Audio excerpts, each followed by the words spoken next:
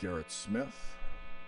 I just received a letter from Dianne Feinstein, who misgendered me and responded to my letter through her website regarding freedom of expression and reform to Section 230, subsection C, Good Samaritan Clause.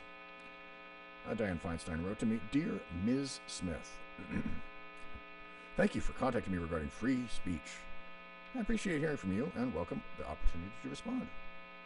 I understand you oppose actions by online platforms to limit or regulate speech on the internet."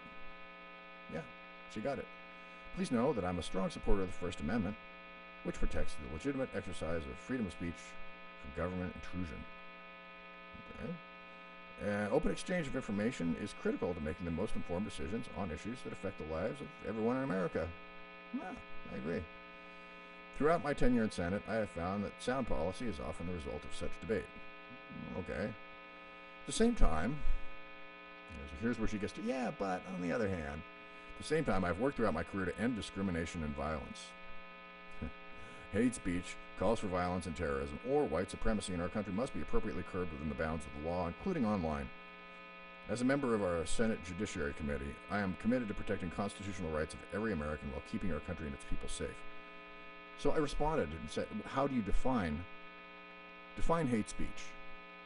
Right? Because she mentions, first of all, she misgenders me. Maybe that's hate speech right there. Could be.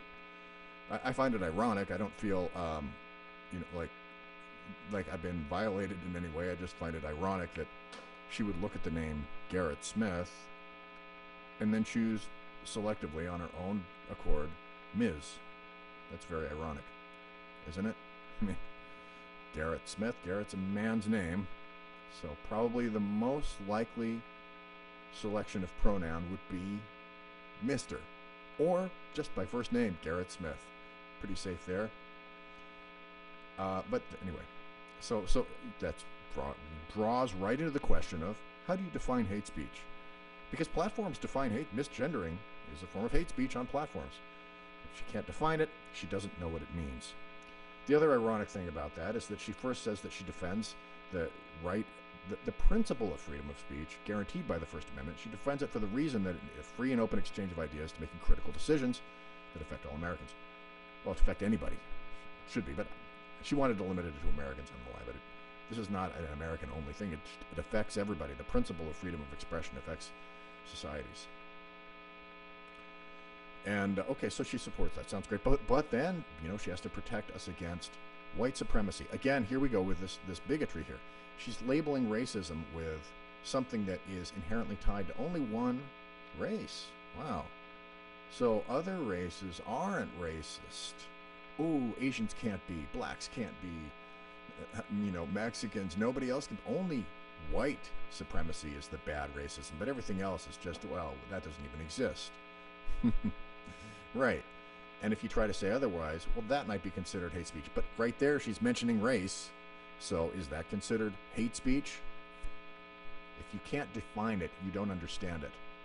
And I have the right to call out and ridicule with contempt and hatred any bad idea. And that's the way it should be. And if you don't like it, I think you're in the wrong place. You definitely shouldn't be making policy to try to legislate what I can say. It's a problem here that I had originally written here is regarding these platforms. Platforms are compromisable. They can be compromised by internal bias, right? Conservatives are angry because they have a liberal bias. We've heard this before. Whether or not, to what degree that's true, I'm not getting into. They're compromisable. That can happen. It's possible. You don't have to prove that it actually happened to realize that it can happen and that that's a danger, right? We don't have to prove that something could happen when we know that the likelihood and the chances of that happening and the consequences of that happening are bad, and then we have to be careful about that situation, right? I rode my bike today with no helmet on, and I had no issues. It's totally safe. You don't need a helmet. This kind of thinking, right? We have to take some measured caution with certain things and take certain considerations. With freedom of speech and censorship, that's a big deal. And with these platforms, they can be compromised by internal bias, by corporate influence, by governmental influence. Right? Government can say, hey, we got to stop this misinformation. Stop this hate speech. Dianne Feinstein, hey, we need to stop hate speech here. You need to do something about that white supremacy. Okay, so who gets to decide that? Well, Dianne Feinstein thinks she knows what's best for the platforms, and that is going to affect me. So the Democrat, Dianne Feinstein, wants to make policy for the online platforms because they can get away with it within the bounds of the law, as she said, and that's good. That's contradicting to the first paragraph. That's cognitive dissonance. It's probably why she blocked me. She's anticipating that I would respond and point out the cognitive dissonance. I never said anything rude. I was very professional and polite in my initial letter to her, which I don't have. I submitted it through her web form.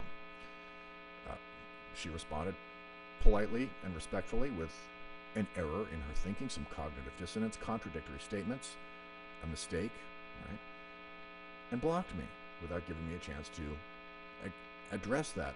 Hey, there's a mistake in your thinking here. I think you may have been mistaken. How do you define hate speech in the first place? Let's start there. Let's go through the thought process of this. Really simple and break it down. Can't do that. Now, these platforms can be compromised by internal bias, by governments, and by foreign governments. And go back to 2011, 2010, when the tech companies, Twitter and whatnot, were trying to go into Germany. Germany doesn't have free speech. Germany limits what people can say. You can't deny the Holocaust. Right? You can't, anything against the official narrative on the Holocaust, you can't say anything about. Right, that's Germany, okay? So they did that over there. And when they did that over there, they said, whoa, these tech companies are going to bring that right back here, and that's a problem. I recognized that right in 2011, and of course it happened, right? Nobody stopped it from happening, right? You got Senator Ted Cruz going on television saying, well, these tech companies are so bad, and oh, no. But he's not intelligent enough to do anything about it. He can't get it together. And that's the way things are going to continue. Nobody does anything, it gets worse. It can be compromised by foreign governments who not only want to have their content in their country censored, but foreign governments who want to exert an influence on the tech companies to say, hey, you know what? That little piece of China over there, that's not Taiwan. You can't have that. You know, when you want to do the drop down for the language selection, we don't want to see that flag in there anymore. If you want to have access to our country, take that off your website. Not just in our country, take it off. Right?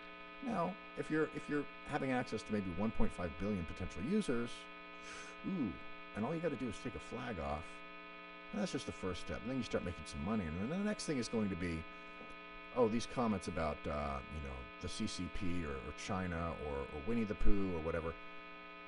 Now those are going to be considered to be, maybe some form of hate speech, right? Who knows? The point is that this can happen. We already have a case that has happened in Germany where they've censored content. They're censoring content here. Politicians are influenced. The platforms themselves are compromisable, right? My point of contention is not that they're being compromised by Democrats or by other governments. They're compromisable, and they need to be protected from that. So that if for example, campaigns of groups of people come on from Chinese Communist Party and they want to start some propaganda, right? That the populace needs to be resilient enough and have their chops of debate and BS analysis honed well enough that they can identify BS, call it out for what it is, and ridicule and hate it as it deserves to be hated and ridiculed and called out. Now, the moment we cede that ground, we start to get soft. We can't even fight those battles anymore because we don't have our chops up. And we're treated like, infants, essentially. We can't even have the right to even think. Government has to do all the thinking for us. That's the problem with this situation where we have all the technology companies compromised. And that's part of the problem. The other part of the problem is that they're monopolizing, right? Like Google buys Odyssey. Oh, the new free speech platform is Odyssey.com. Go there and they're not going to censor you. Owned by Google. Ooh, that's an issue. So there's an issue of Dianne Feinstein telling me that free speech is good, but we need censorship, and misgendering me at the same time because she needs to stop hate speech from all those nasty white people. This is the state of freedom of speech and expression in the U.S. right now. I don't see it changing.